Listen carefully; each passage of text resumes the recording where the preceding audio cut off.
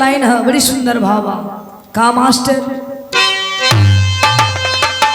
तुम्हारी नजरों में हमने देखा, तुम्हारी नजरों में हमने देखा, अजब सी चाहत झलक रही है। तुम्हारी नजरों में हमने देखा, अजब सी चाहत झलक रही है। तुम्हारी नजरों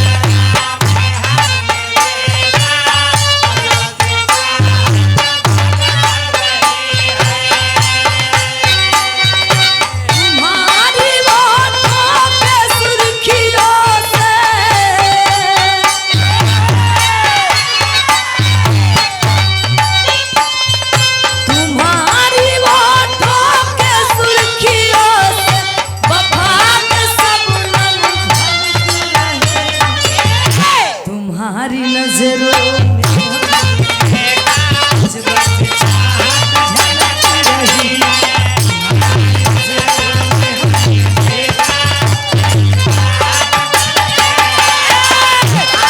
तुम्हारी बातों पे सुर्खियों लेकिन इससे बढ़िया भाव लगल है त गीत बाधो न गार्जिया। कवि जी बड़ी सुंदर भाव लिखनी का कैसे?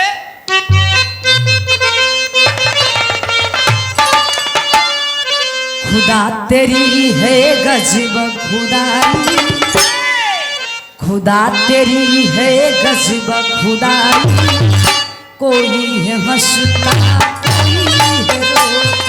खुदा तेरी है गजब खुदाई, कोई है हंसता कोई है रोता।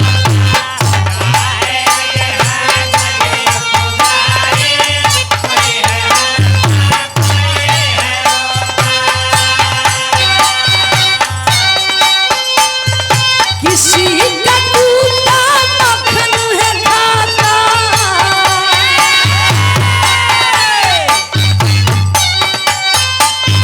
किसी का टूटा मक्खन है खाता, किसी का बेटा भूखे है सोता। खुदा तेरी है गजब खुदाई, कोई हंसता कोई है रोता। खुदा तेरी है गजब खुदाई।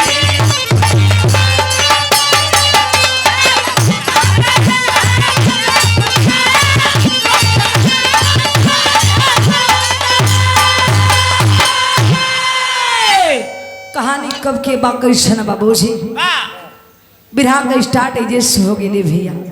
कहे के मतलब गार्जियन कोई खाते खाते मरता, कोई खाए भी नहीं मरता। बार कोई के बच्चा के दूध नसीब नहीं होत, कोई के कुत्ता के दूध मलाई खुआ मिलत है। लेकिन बिरहा का स्टार्ट एजे से मास्टर शुरुआत हो गई बिरहा का नजम का लाइन है।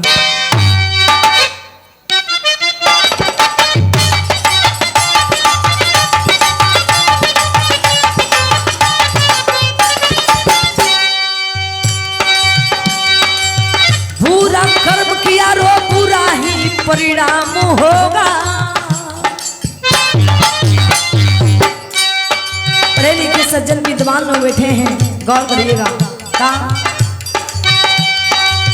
बुरा कर्म किया रो बुरा ही परिणाम होगा, न मानो करके देखो ऐसा ही अंजाम होगा।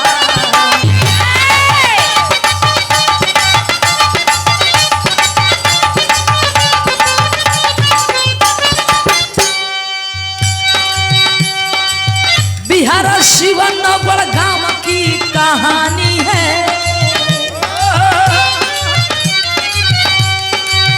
बिहार शिवनगर गांव की कहानी है, सोहन संतु संतु राम की निशानी है।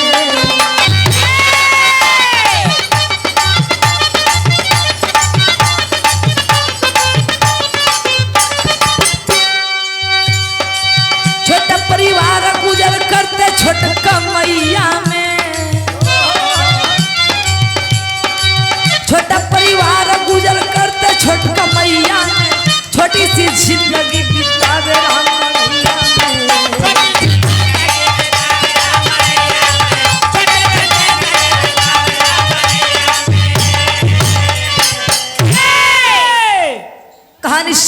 बाबूजी भैया हो ई कहानी बिहार प्रांत के शिवहर जिला के नौगढ़ गांव के कहानी बा बाबूजी।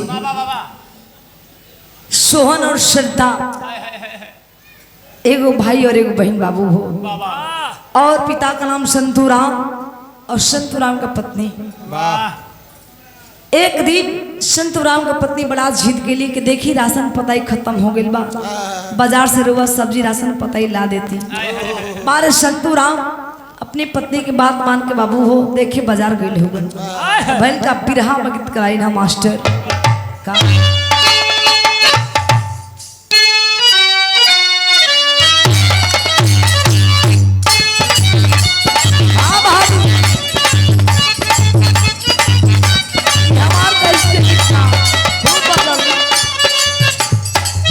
भैया अपने मुँह बड़ाई अपने अच्छा ना लगे, बड़े बड़ाई ना करे, बड़े ना बोले बोल। लेकिन गीत बड़ा प्यार मिलल, कमर में करुआ तेल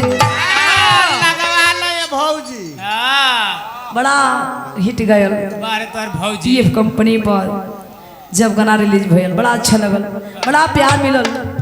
हई देखा कौनो देवर बा कि नहीं मती मान ला दम लोलहा बोला है कदम मैदान चालू यही तरह हर एक चीज में।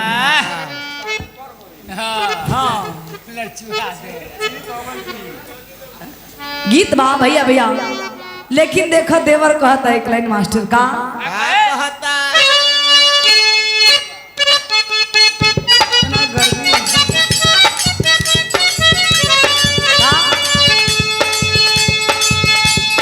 भैया विदेशवा गइले छोड़ी के आके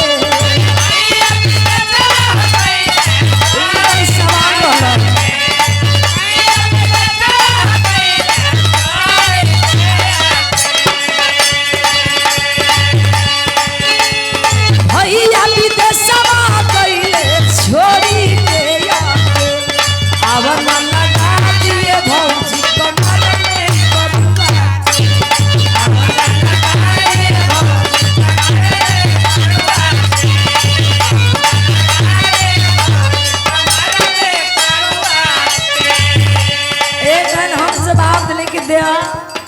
देवर हुआ तेवर मत दिखावा। भैया इतनी दूर गए न कमाए बदे तो के पढ़ावे लिखावे खातिर आ तू लवंडी बाजी करता रह, सुधार जा। हम सब झोले हैं एक लाइन नजे भैया जे बढ़िया भौ जाई हो तो बढ़िया बात सिखाई और लवरे ना हो। लेकिन जवाब दिली सिखौली सुना न तब खेल हो जीवा दिल लगावे के चक्कर में ना शिक्षाएं सब कुछ बा। दूधू को मेहरारू मत देखा देखा हम जवाब देनी एक लाइन कावड़ी मार के वो लाइन है दूसरा का थाती देख के काहे होला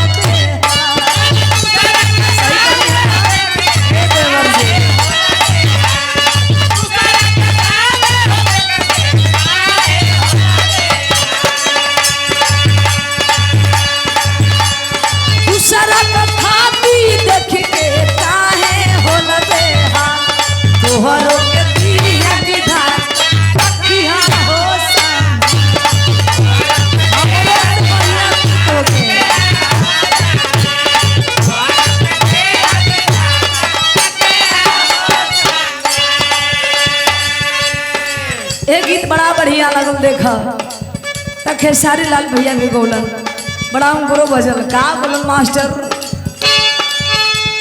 कट गइले बिजुली सखिया सट गइले राजा जी हां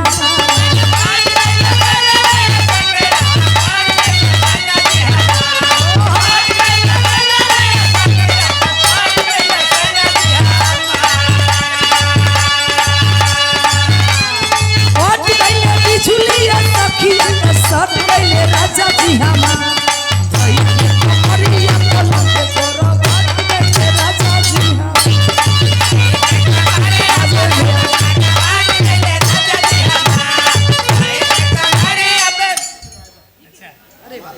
सुना कायदे से मान जाना तो फेल हो जाएगा पढ़ाई में का खाली मास्टर कट गइले बिजुली सखिया सट गइले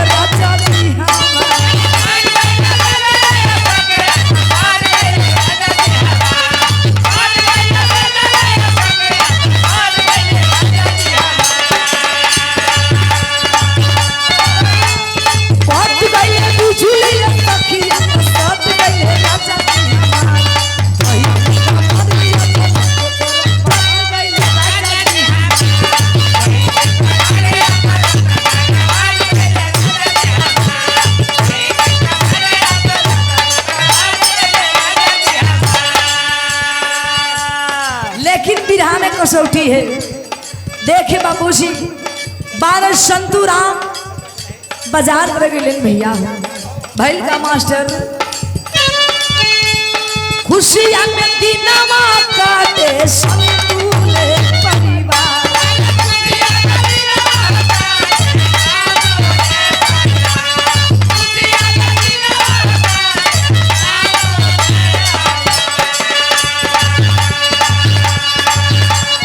खुशियां में दिनवा काटे संतूले परिवार बिगड़ समैया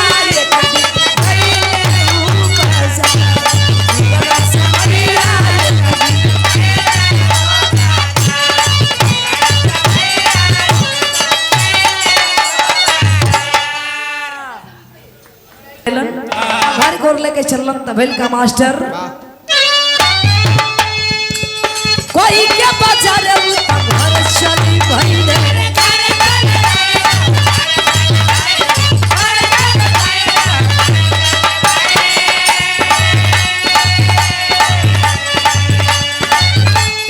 रहिया में भारी संता होई गई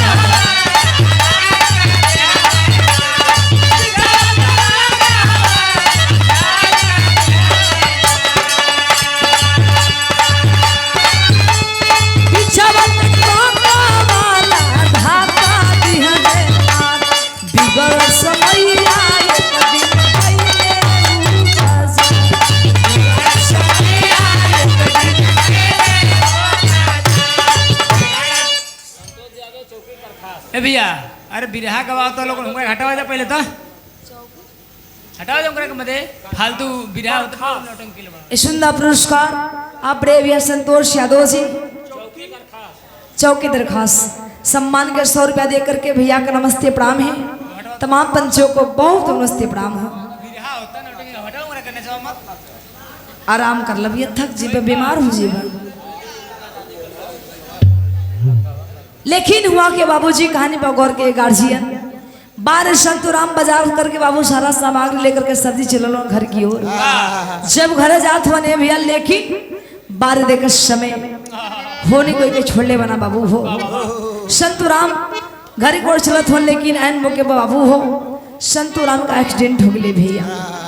बारह थाना पुलिस चौकी आई लाश का पोस्टमार्टम भयो जब संतुराम के घरे लाश पहुंचल बाबू हो संतुराम के दुल्हन ने सदमा कैसे सही बाबूजी बारह दुल्हन कैसे अपने आप को बर्दाश्त करे भैया हो जो परिवार का सहारा है सब कुछ लूट गए।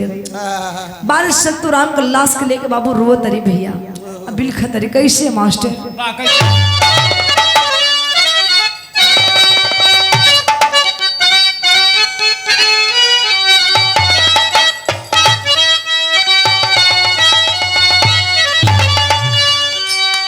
रोवेली पीटी पी छतियानु हो बरसे अखिया से लो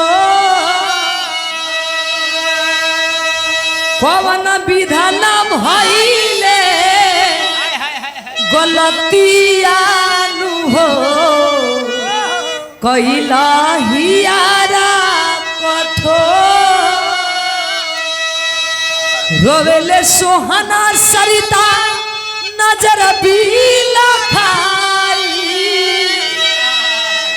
इतने बता दो पापा जी कैसे माई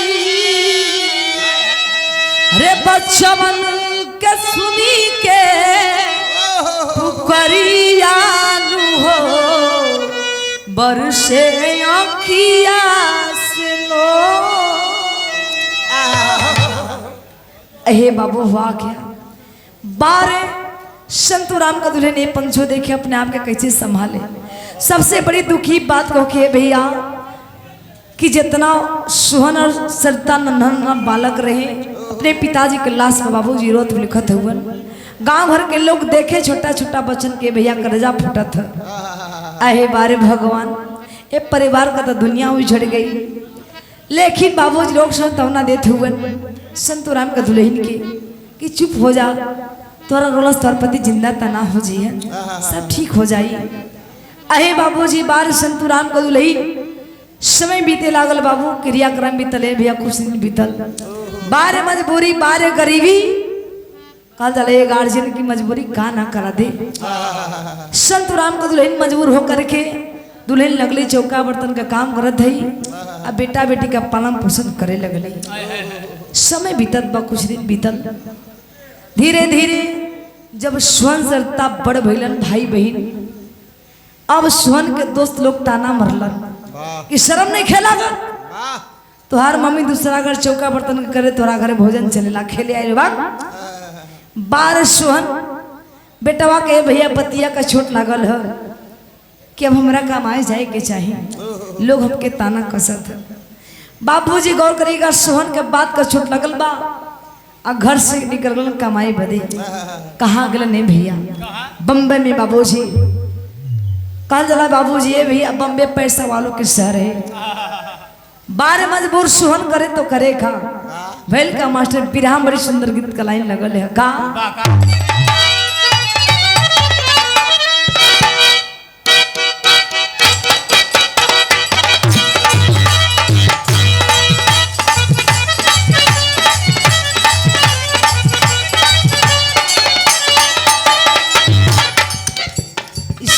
भैया देखा इहो गीत कर लहर दिनेश भैया कहे वाली बात ना है, कहना बा कैसे मास्टर मन दुल्हन का मन से धू इ नहीं मत पिया कर रहल, दारू का नशा कब उतरे नहीं, इ बड़ा लत खराब है भैया। मैं खोले हाँ दुल्हन के बड़ी मार मरमन, जब सवेर भइल नशा टूटल है, भूख लागल है बड़ा कस के, खाना मांगत हो दुल्हन नाराज है, कहते रहे ना जाए और पी के आवा। कहे दुल्हनिया का मास्टर जवन पहिला तू सैया राते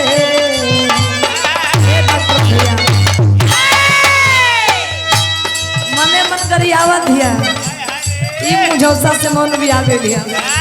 डॉक्टर भैया जेकर पति पिया के मिल जाइए भैया, 7 जन्म भर मोदियो के नाम में मेरा रूप नशा ने अपन दशा बिगाड़ ली, दासा के मेरा रूप का दशा बिगाड़ देता हूँ।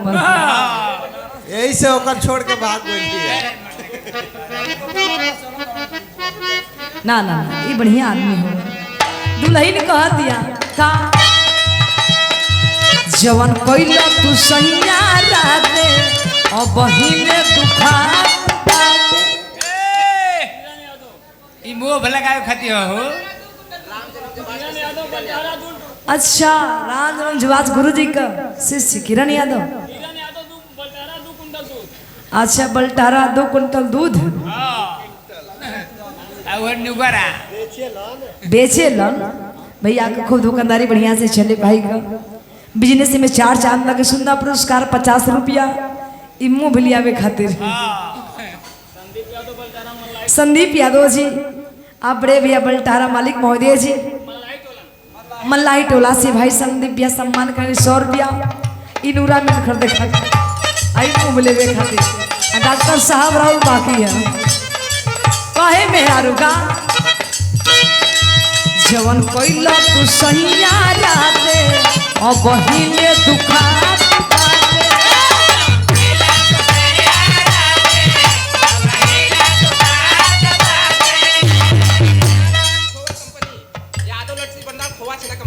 यादव लस्सी खोवा पनीर का दुकान में भैया सुंदर पुरस्कार 50 रुपया भाई के नमस्ते प्रणाम।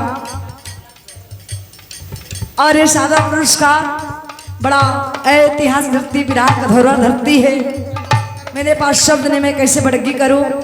बनी मिलिया की धरती से हमारे बड़े भैया डॉक्टर दिनेश भैया सम्मान के लिए मटर हलवाई मलाई टोला से सम्मान के 100 रुपया दे करके भाई बड़ा बढ़िया भोजन बनाइला। भैया का नमस्ते प्रणाम हो। अरे वाह भैया बुझा तारा कहना बा का लेकिन बिरहा में भाव है बारे सोहन बम्बे गेलन बाबूजी कमाई बदे तब भइल का माई दुख में काटे समैया बेटा सोहन के बीतल कैया माई दुख में काटे समैया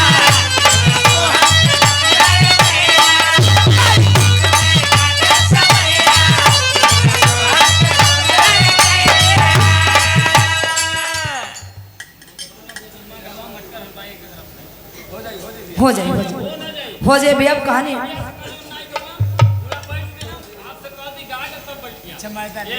जरूर ये सुंदर पुरस्कार संदीप भैया सम्मान के लिए 100 रुपया बल्टारा संदीप बल्टारा भैया मलाई टोला से भैया का स्वागत बंधन है।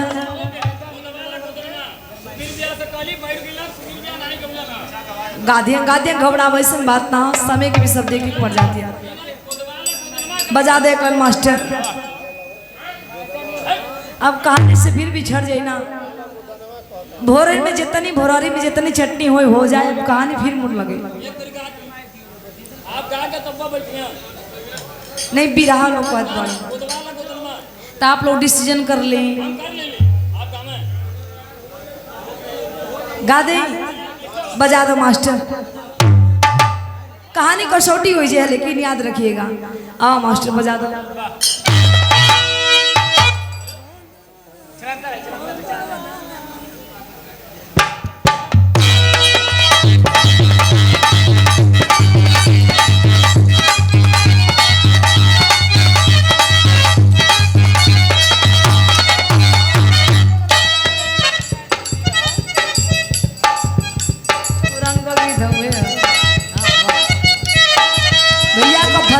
संदीप भैया का गोतवा लहो गोदनवा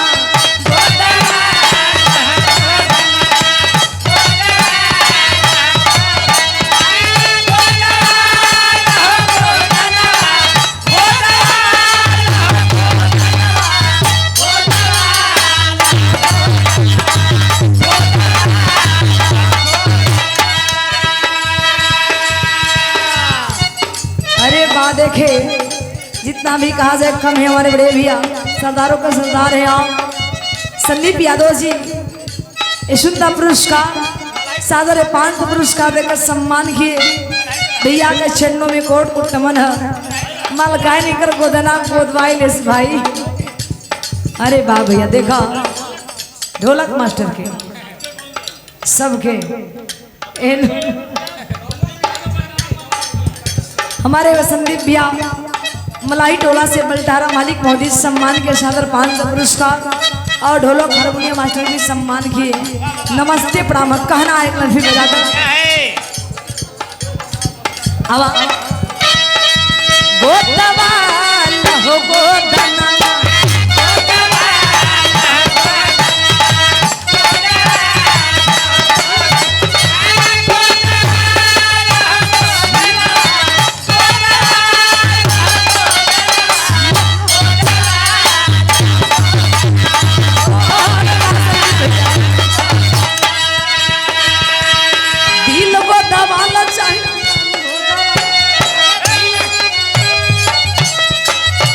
सही बोला था नहीं तू मत पहुंचो वहां गलत हो गया आओ मास्टर का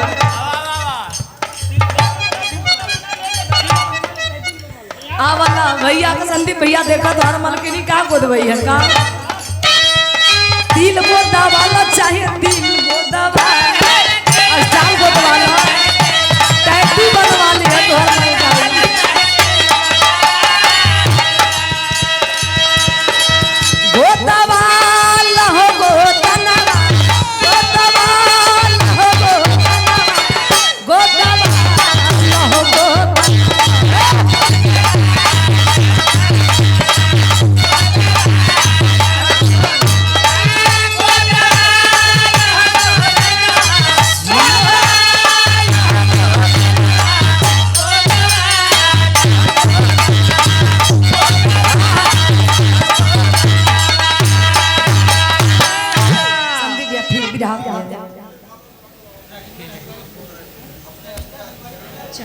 यशुंदा पुरस्कार आपने भैया राजेंद्र हलवाई साहब जी सम्मान के 200 रुपया दे करके भैया के झंडों में कोट कुट मने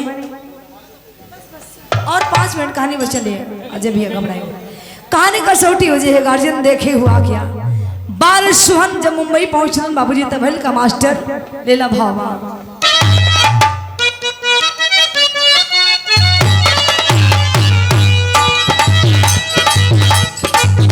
माई दुख में काटे समैया बेटा सोहन के तलरी भैया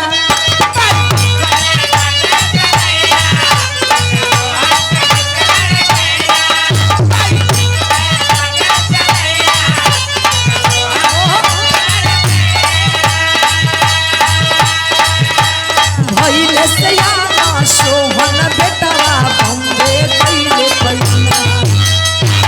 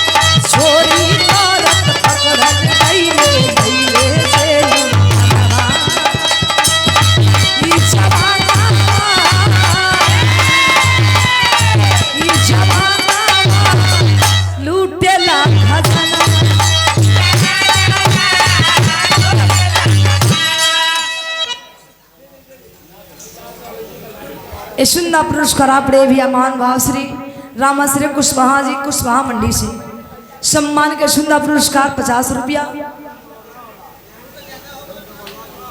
हाँ हाँ देखिए बाबू जी हुआ क्या बार सुहन जब मुंबई गए ने भैया मजबूर हो करके आखिर काम नाम ले पंचो देखे करे का हो बार सुहन मजबूर होकर लगे चोरा छपटे के काम करत हुए यानी पकड़ मारी करे लगलन चोरी करे लगलन नहीं भैया हमारे पैसा भेजे लगलन आ चिट्ठी लिख के भेजल अपने माई किए माई चिंता मत करिए गरीबी दूर हो जाई हम बड़ा बढ़िया नौकरी हमार लगल है आहे पंचो देखे जब मतारी चिट्ठी पौली बड़ा खुश है कि चला गरीबी दूर हो जाई हमार बेटवा सोहन मुंबई में नौकरी करत है बंदर गांव में लेकिन बाबूजी समय बीते लागल है पंचो 1 साल बीतल 2 साल 3 साल धीरे धीरे चिट्ठी फोन आवल गल बंद हो गल गार्जियन एने मतारी बड़ा सोच में पड़ल है कि 3 साल हो गए ना बचवा का फोन ना चिट्ठी आखिर कुछ का भयो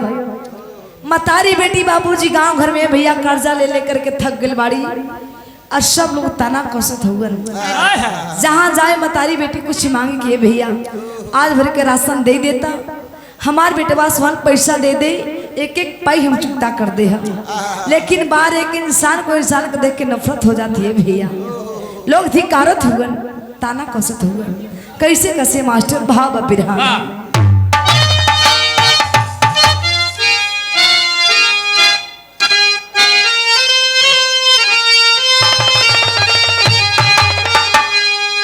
कर्जिदार के बोला बोलिया कु बोलिया हो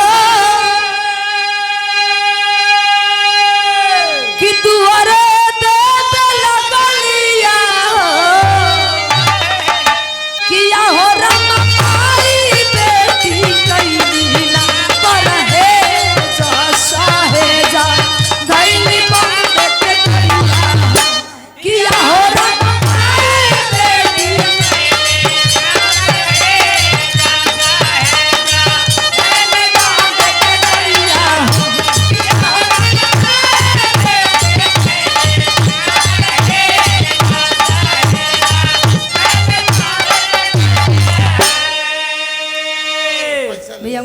बैठावा नहीं डिस्टर्ब करते हो। मान जा भैया मान जा। अहे बाबूजी हुआ क्या भगाओ मत ओकरा के। संदीप भैया हटाओ ओकरा के जल्दी जल्दी। स्वर्गीय स्वर्गीय अमृत यादव जी खजकीपुर खादकीपुर से सुंदर पुरस्कार 100 रुपये देकर सम्मान किए। भैया का नमस्ते प्रणाम है तमाम पंचों को लगी है। लेकिन ये देखिए बाबूजी बारे माई बेटी लोग गांव के ताना बर्दाश्त ना कर पाओ थे ये भैया। अच्छा भगवान आत्मा के शांति दे। ये हवन चाहिए ये हवन। भैया भैया संदीप भैया गलती ना बोलो सही है। अहे बाबूजी हुआ क्या बारे मतारी बेटी है भैया गांव भर के लोग ताना कसत हुए लोग तनिका भोजन पाती ना देते हुए। माई बेटी प्लान बनौली कमाए खातिर बचवा के जब याद आवत था जब मुंबई ट्रेन पकड़ ली बाबू हो। जब पहुंचली मुंबई स्टेशन पर बारिश सरिता और संतोराम का दुल्हनी बाबू मतारी बेटी भूख से व्याकुल है। सोचे कि एगो रोटी हम खा ली एगो रोटी हमारी बेटी सस्ता खा ली तब खा करके बेटवा के तलाश में निकल जाई। तब भैल का पिराह में तनिका विदेशिया का लाइन लगल मास्टर।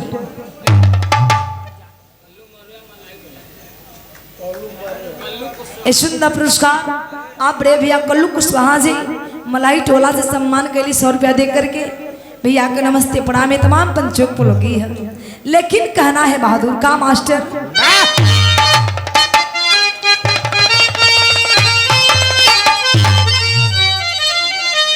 गठरी से खाए बदे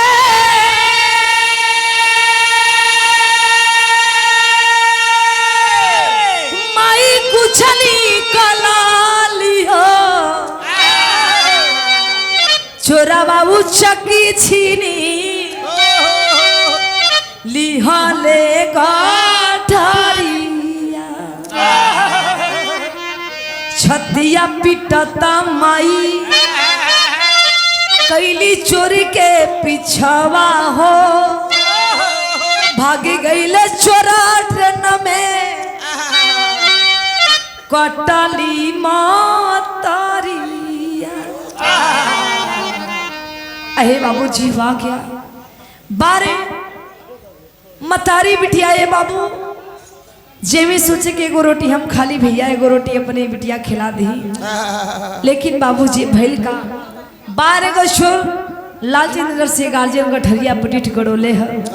झपट्टा मरस गठरी के लेकर के चले भागे पराए।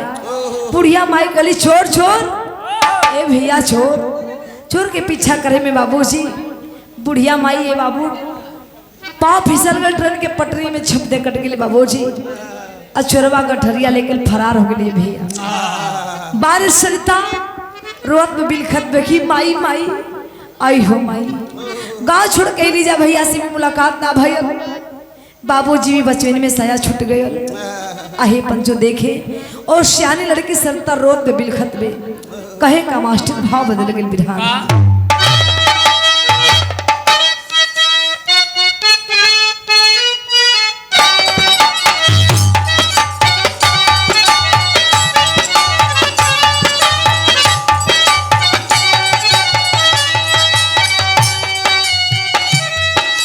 अहे पंचो देखिए गार्जियन करो ध्यान न दीजिएगा गार्जियन। और 5 मिनट कहानी बच्चों है। हुआ क्या 12 लड़की सरिता अपने आप को संभाले कैसे कहत देखा सरिता पीटहिनिया रोवे पीटी पीटी छातिया हो पीटी पीटी छातिया विधान छिनले माई के दुलारन होरा।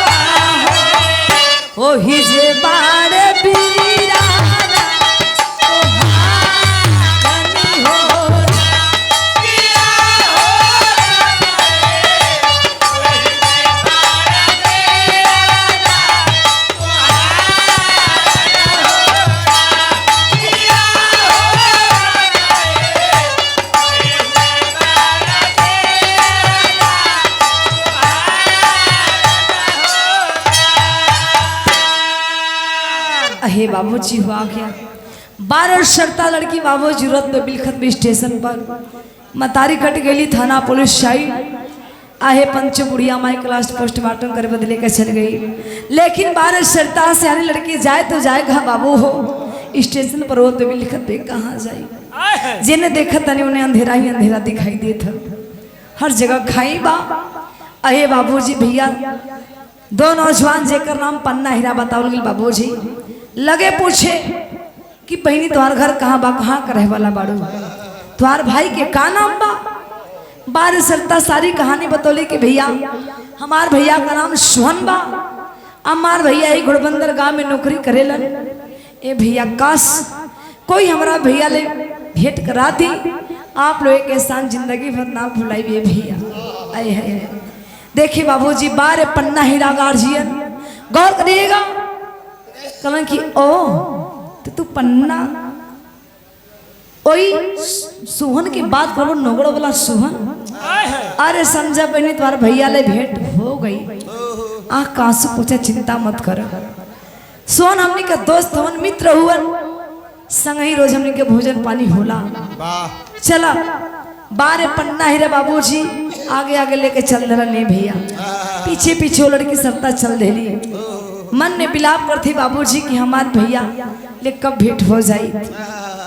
लेकिन बाहर देकर समय का मोड़ लगल भैया भैया बिरहा में मोड़ लगल है देखे 12 पन्ना हीरा ले जाके बाबूजी सरता के लोग घर में बैठा दे कलन की बहनी ऐसी आराम कर तुम्हारा भैया शाम के ही शाम को तुम्हारा भैया से भेंट हो जाएगी।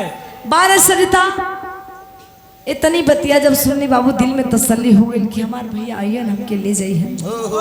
लेकिन भैल का बिरहा बड़ी सुंदर गीत का लाइन लगल मास्टर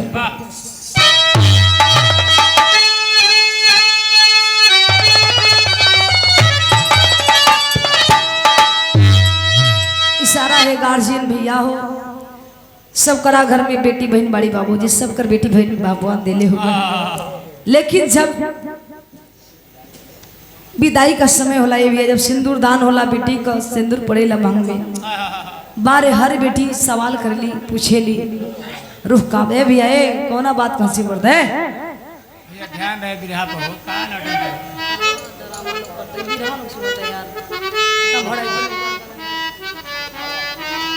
संदीप भैया प्लीज 2 मिनट और डिस्टर्ब ना करिए गार्जियन। अहे पंचो देखे हुआ क्या जब सिंदूर दान होला बाबूजी माई बहनी बड़ी भाव से कविली बाबू हो कैसे मास्टर कैसे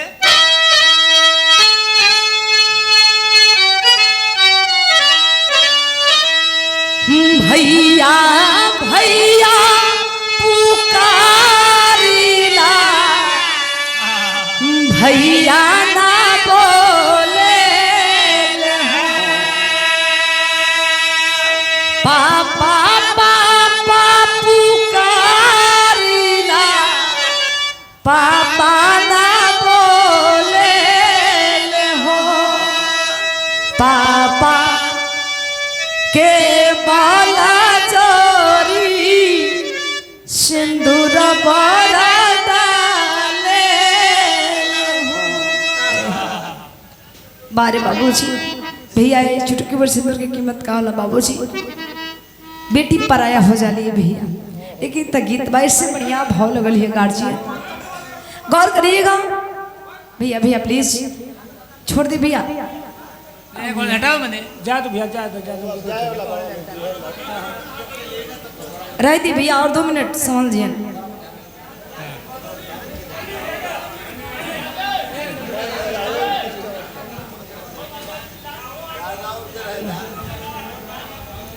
इशारा है भैया भैया एक बार फिर से दोहरा दो कैसे मास्टर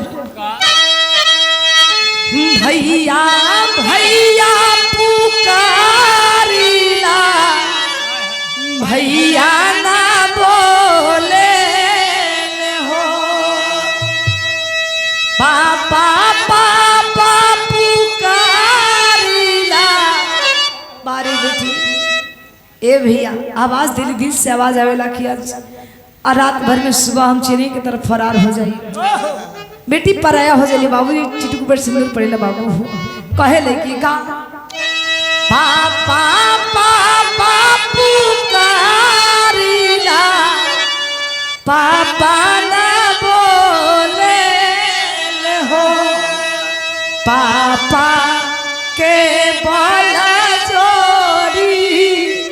सिंदूर बारा डाले। अहे बाबूजी सिंदूर पड़ते भी है बेटी परा हो जाली बारे, लेकिन कसौटी वहां चलल बाबू हो। बारे सरता बैठल वे घर में कि हमार भैया अइहन हमरा के ले जइहन, लेकिन बाबूजी बहन का बड़ा गजब सीन बैठ बारे पन्ना हीरा कुछ साथी मिलके बाबूजी लोग करत खावा नहीं भैया। गौर करे गार्जियन के कर आप कोई विश्वास करे बाबूजी।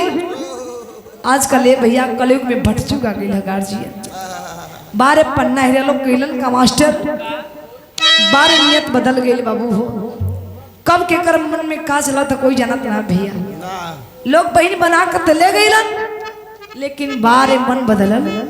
बारे पन्ना हीरा हाथ पांव लगे बाबू छेड़त हवन सरता के। तो सरता गुरु की बात कहत में का कहे मास्टर,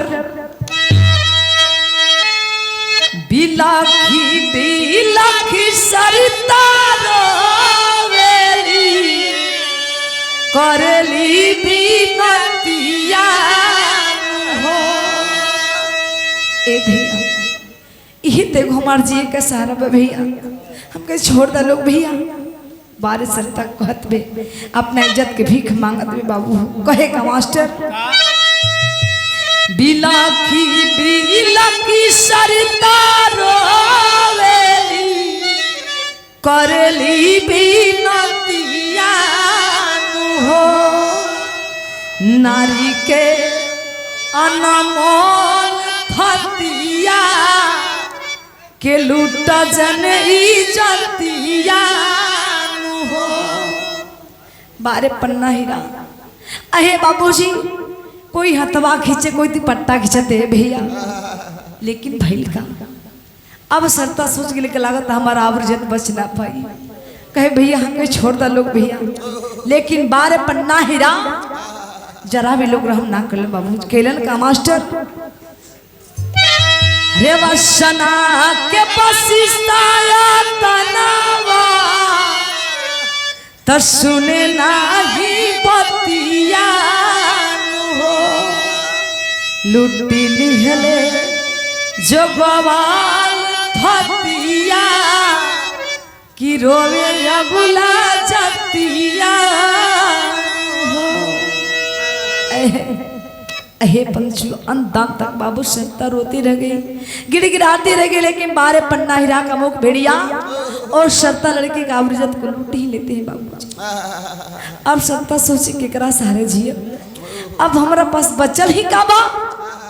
लेकिन ये भैया भैल का तनिक बिरहा में फिर मोड़ लगल है गार्जियन।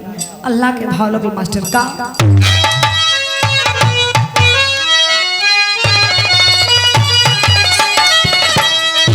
धन रे विधाता धन, धन रे विधाता धन तो हरी लेखनिया दादा।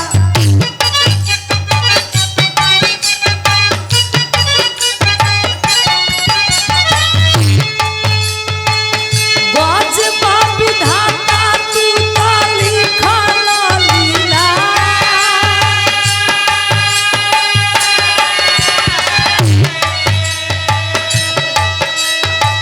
चोरावा जब खोलल सब बुढ़िया माई के गठरिया बाबू।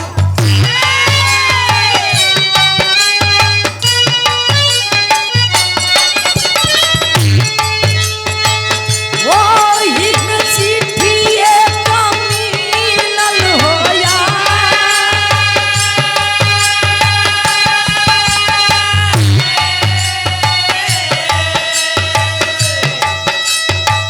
चिट्ठिया पढ़ता फाटे चोरावा के छतिया बाबू।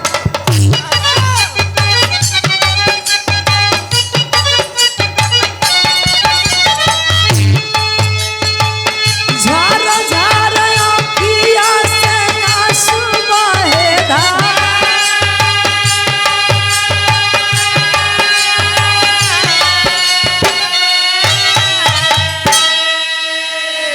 अहे बाबूजी हुआ क्या। अरे सुंदर भाव पे करुण भाव हमारे गार्जियन, आप समाज सेवी सबके सुख दुख में खड़े रहते हमारे बाप। ऐतिहासिक धरती, बड़ा धरोहर धरती है, बड़ा सम्मान मिलता है, बिरहा का बड़ी कदर होता है। वाह जो एक बार कलाकार जाते हैं वहाँ बार बार मन करता है जाने का। जितना भी कहा जाए कम है। बनी मिलिया की धरती साहब बड़े भैया गार्जियन डॉक्टर भैया दिनेश भैया सम्मान के अजय भैया सुंदर पुरस्कार 100 रुपया भैया के चरणों में कोट कुट्टम ने तमाम पंचों को लगी है।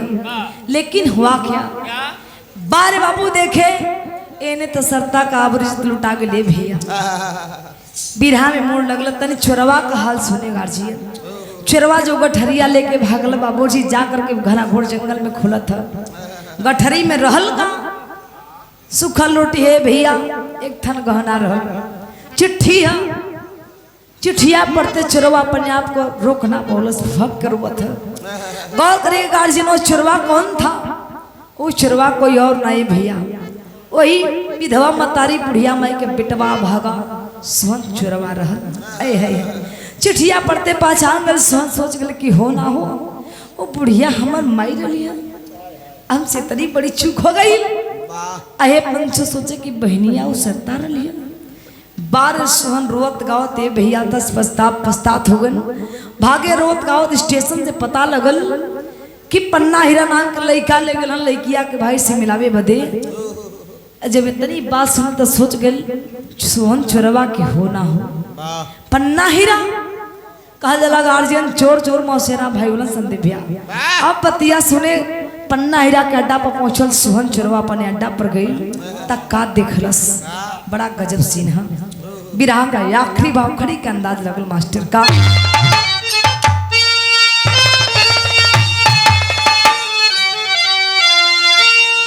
हरे बहिनी तेजा दिहली परनमा लगा के फंसिया सोहन रोवेला बहिनिया के धके लसिया।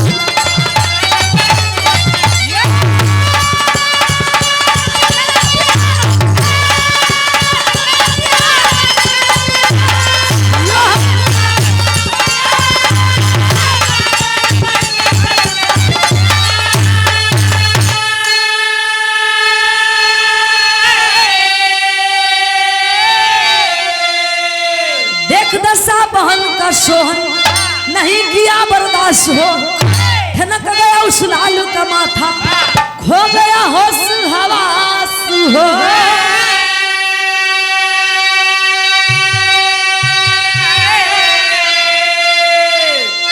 अरे पागल बन के घूमे बम्बे सोहन रसिया, सोहन रोवेला बहिनिया के धके लसिया।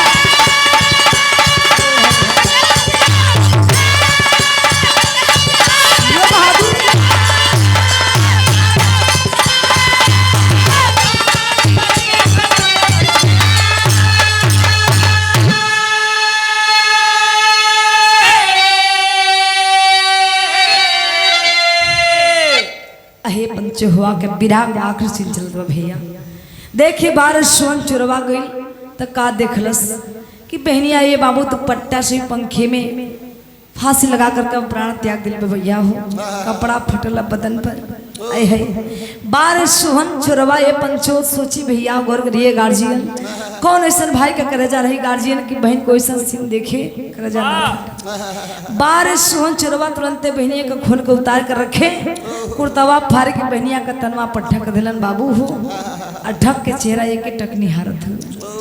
एक टक चेहरा देखे देखे में सोहन के माथा क्रेक हो गए बाबूजी।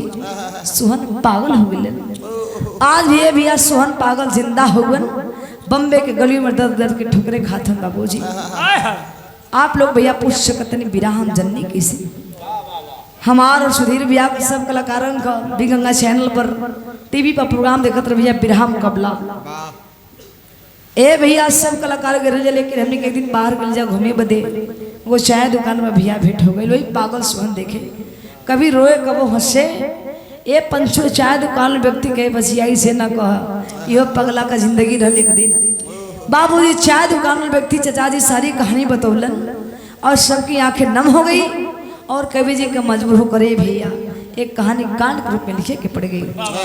आज भी वो पागल सोहन जिंदा हुआ बम्बे के गलियों में दर दर के ठुकरे खाते बाबू। इससे कहे गार्जियन कि बुरा कर्म के बुरा नतीजा ना मानो तो कर देखो। जिसने जिसने किया है यार उसका उसका घर देखो। कहे वाली बात नहीं कि भैया। तो आखिरी भाव में कहना बाका मास्टर, राजवन सदगुरु स्वामी राधे दे बुला श्रीना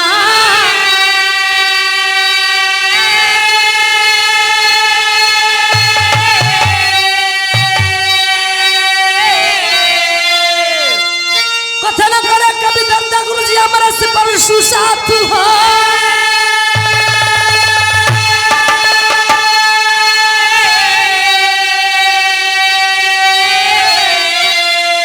रे सुखे नहीं नैना के निरवा, रे सुखे नहीं नैना के निरवा, तो लक्ष्मी सुरेंद्र के गीत से उठे